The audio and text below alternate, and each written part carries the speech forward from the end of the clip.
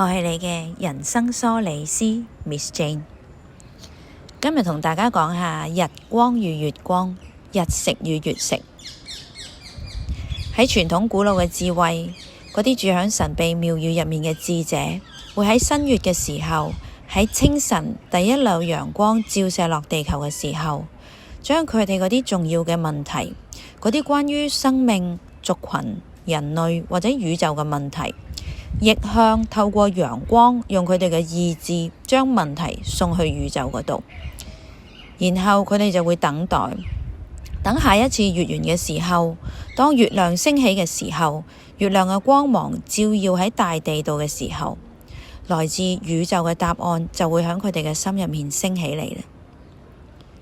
而家嘅人期望一發出問題就即刻有答案，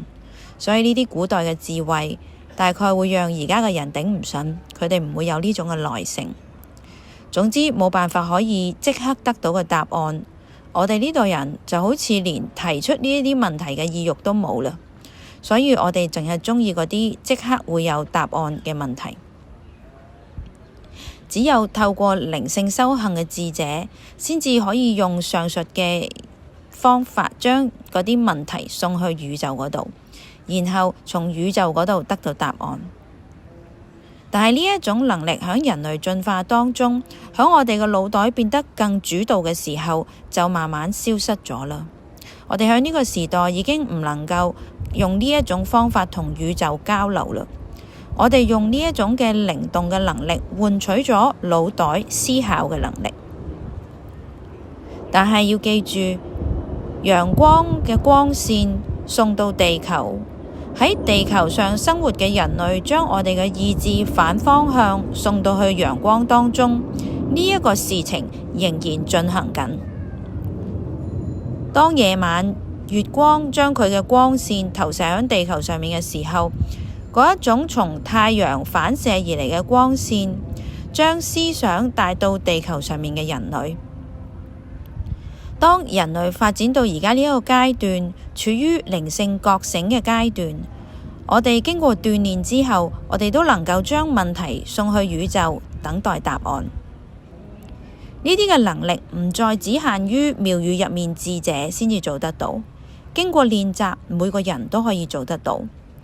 當我哋要將心入面嗰啲嚴肅嘅問題交俾宇宙嘅時候，我哋唔需要單單只係向新月嗰一日啱啱升起嘅陽光去問，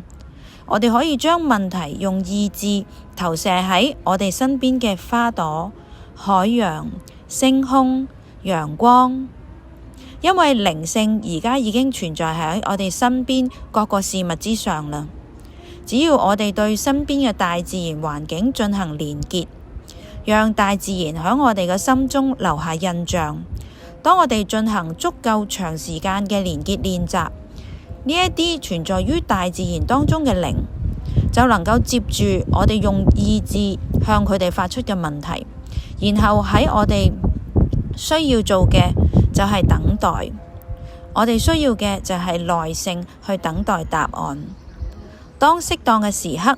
答案就會喺我哋嘅內心響起，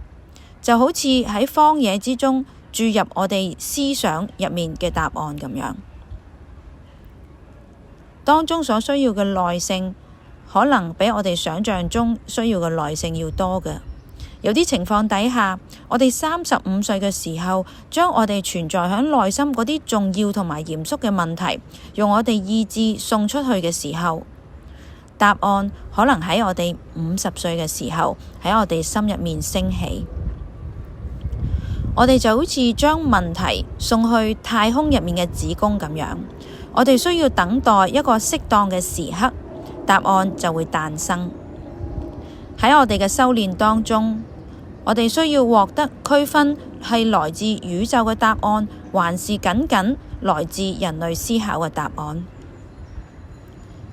而我哋所提出嘅問題，亦都唔能夠係單單為咗取悅自己而發出嘅問題。如果你提出隨機嘅問題，你只會得到偶然嘅答案。利用呢個機制嚟到尋找自我滿足嘅人，佢哋並唔會得到宇宙嘅智慧。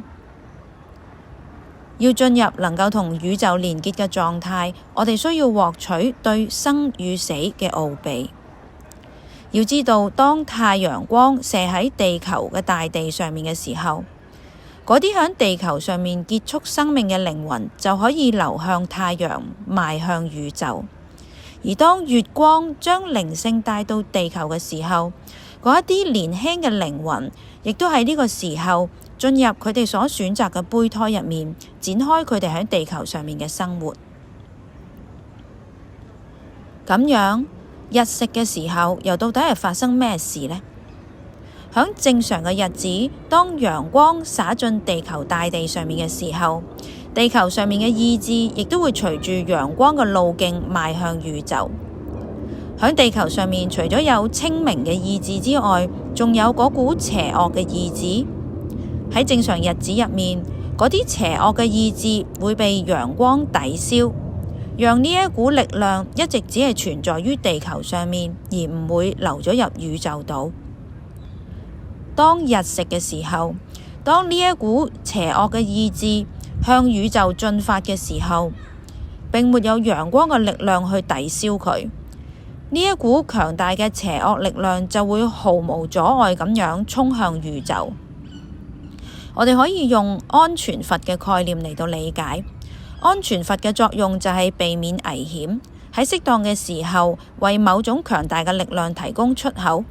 例如嗰啲積聚喺一齊嘅蒸汽咁樣，提供一個出口。而喺日食嘅時候呢，佢為地球嗰股澎湃嘅邪惡力量提供出口，以防止邪惡嘅力量太過集中而造成嚴重嘅破壞。月食嘅時候就調返轉頭，嗰啲釋放咗入去宇宙嘅邪惡力量會重新進入地球。嗰一啲邪惡嘅力量會被渴望佢嘅人所吸納，就好似磁石吸引小鐵粒一樣。嗰一啲邪惡嘅力量集中咁樣進入呢一啲嘅人身上面。喺呢度揭露咗地球、人類同宇宙之間係點樣互相交織。人類並唔係單單被動咁樣受到宇宙影響。當我哋了解我哋喺宇宙扮演嘅角色嘅時候，我哋就會了解我哋應該點樣喺地球上面生活。跟住落嚟係一啲可以讓大家思考嘅問題。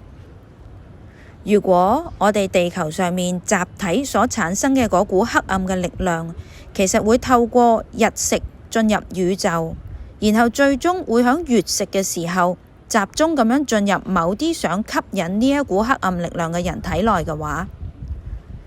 如果我哋唔希望地球上面有另一個希特拉嘅話，我哋點樣可以減弱嗰股集體嘅黑暗力量？咁縱使有人想吸引呢一股黑暗力量，透過我哋集體嘅努力，嗰股黑暗力量唔會太大，而需要黑暗力量嘅人所得到嘅黑暗力量亦都唔會太過多。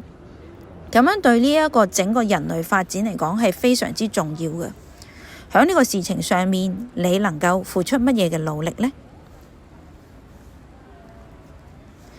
如果你能夠透過意志將你個問題送去宇宙嘅話，你心入面有邊一啲嘅問題想問呢？對於人類生命同埋宇宙嘅問題，可以透過靈性嘅練習得到宇宙嘅答案。你希望對呢個靈性嘅練習了解多啲嗎？你記住，我係你嘅人生梳理師 Miss Jane。我希望開啟你嘅靈性練習之旅。聯絡我預約第一次免費嘅人生梳理諮詢 inner.development@outlook.com。